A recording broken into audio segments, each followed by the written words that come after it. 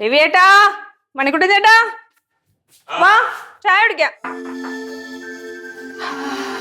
അമ്മ ഓക്കേ, നല്ല ചൂട് പഴംപൊരി. ആഹാ, വാ ചായ കുടിച്ചു. കൊതു ഇരി.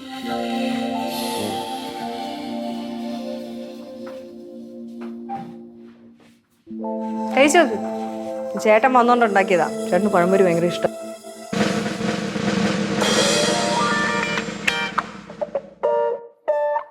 അതെ മണിക്കൂട്ടൻ എന്നോട് ദേഷ്യമുണ്ടോ? എന്തിന്? അല്ല, നേരത്തെ ഞാൻ അങ്ങനെയൊക്കെ സംസാരിച്ചില്ലേ, അതിന് ദേഷ്യമുണ്ടോ? ഓ, ഞാനൊക്കെ അപ്പോഴേ വിട്ടില്ല വലിയ. കണ്ട, ഞങ്ങൾ കുടുംബക്കാരങ്ങനെയാണ്. അല്ലെങ്കിൽ ഞങ്ങൾ ആരോടും മനസ്സിൽ വെച്ചൊന്നും പെരുമാറൊന്നുമില്ല. അല്ലേട്ടാ?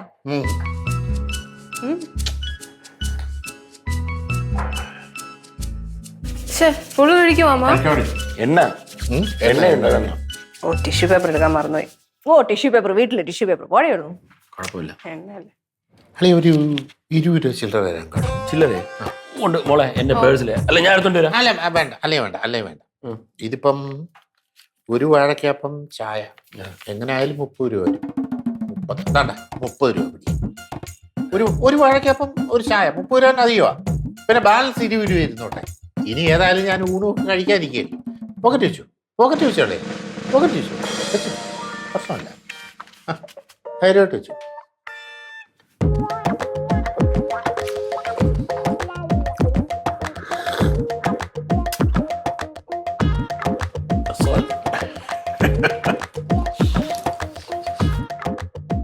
അച്ഛൻ എന്നെ നോക്കണേ. ഇത് എന്റെ ഇതൊന്നും അല്ല, ഐഡിയ ഒന്നും അല്ല കേട്ടോ. എന്നെ നോക്കണ്ട, എനിക്കൊന്നും പറഞ്ഞൂടാ. എനിക്കൊന്നും പറഞ്ഞൂടാ. അയ്യോ അളിയ, ഒരു കാര്യം ഞാൻ വിട്ടു. 50 രൂപ ഞാൻ തരാം. കണ്ടാ, ചെയ്തത് തെറ്റാണെന്ന് അളിയൻ തോന്നി. കണ്ടാ, അതാണ് അപ്പോഴത്തെ ദേഷ്യത്തിൽ ചെയ്തതാണ് മണിക്കൂട്ടായി. അതെ അളിയൻ, ഞാൻ ഇന്നലെ ഒരു ഓട്ടോറിക്ഷ വന്നിറങ്ങിയായിരുന്നു. അതിന്റെ കാശ് 75 രൂപ അളിയല്ലേ കൊടുത്തത്? അതെ. ആ 75ഉം ഇപ്പം 30. അപ്പം 105.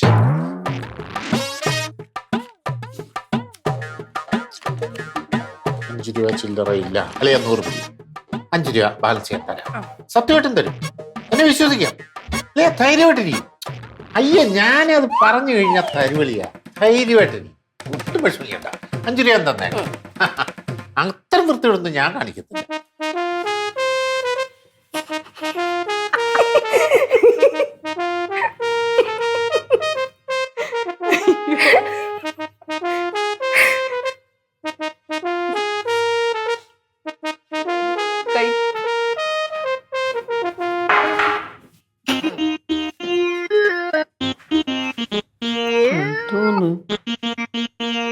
എന്തോ നീ കാണിക്കുന്നത്?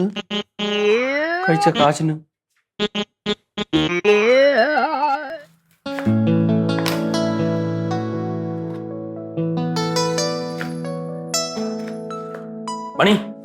മണി, ഇന്നിന്റെ ചേട്ടൻ കാണിക്കുന്നത് ശരിയല്ല കേട്ടോ. സ്വന്തം വീട്ടിൽ നിന്ന് ഭക്ഷണം കഴിക്കുന്ന ആരെങ്കിലും പൈസ കൊടുക്കും? നീ പറഞ്ഞ് മനസ്സിലാക്കും. അതെ, ഈ കാര്യത്തിൽ എനിക്ക് ഇടപെടാൻ ഒരു താല്പര്യമില്ല. നിങ്ങളുടെ പാടെ നിങ്ങൾ എങ്ങനെയോ അത് തീർത്തോ. അങ്ങനെ പറഞ്ഞ അങ്ങനെ പറ്റും? നീ പറഞ്ഞേ. അങ്ങനെ പറയാൻ പറ്റൂ. പെങ്ങളെ, തണുത്തുള്ളവരുണ്ടോ? തണുത്ത വെള്ളം ഉണ്ടല്ലയാ, ഞാൻ എടുത്തരാം. ഇതാ കുടിക്ക്. അതെ അളിയ, അളിയനെ ഈ പൈസ പിടിക്കണം. ഈ പൈസ അളിയൻ വാങ്ങിക്കണം. ഇതൊക്കെ ശരിയല്ല അളിയ. സ്വന്തം വീട്ടിൽ നിന്ന് ആഹാരം കഴിക്കുന്നതിനൊക്കെ ഇങ്ങനെ പൈസ കൊടുക്കാന്ന് വെച്ചാൽ അളിയ ഈ പൈസ വാങ്ങി. ആണല്ലോ, പിന്നെ ശരിയായ കാര്യമാണല്ലോ. എനിക്ക് അത് കേട്ടാ മതി. പൈസ പിടിക്കും, അത് കേട്ടാ മതി. നിക്കേ അളിയ, ഇതേ ഇപ്പം നമ്മൾ പുറത്തുനിന്ന് വെള്ളം വാങ്ങിച്ചാൽ 1 ലിറ്ററിന് 20 രൂപ കൊടുക്കണം. അതും തണുത്ത വെള്ളമാണെങ്കിൽ 25 രൂപ കൊടുക്കണം. ഇപ്പൊ 1 കുപ്പി വെള്ളമല്ലേ, 25 രൂപ. കുറച്ചു നേരം കഴിയുമ്പോൾ എനിക്ക് 1 കുപ്പിയും കൂടെ വേണം. 50 രൂപ പ്ലീസ്. മണിക്കൂടെ ചുമ്മാരി. അല്ല, പിന്നെ കാശ് കിട്ടിയില്ലെന്ന് പറയരുത്.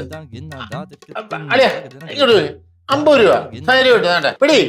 ഓ, എന്തു ഇപ്പോഴായിരിക്കും സമാധാനമായത്.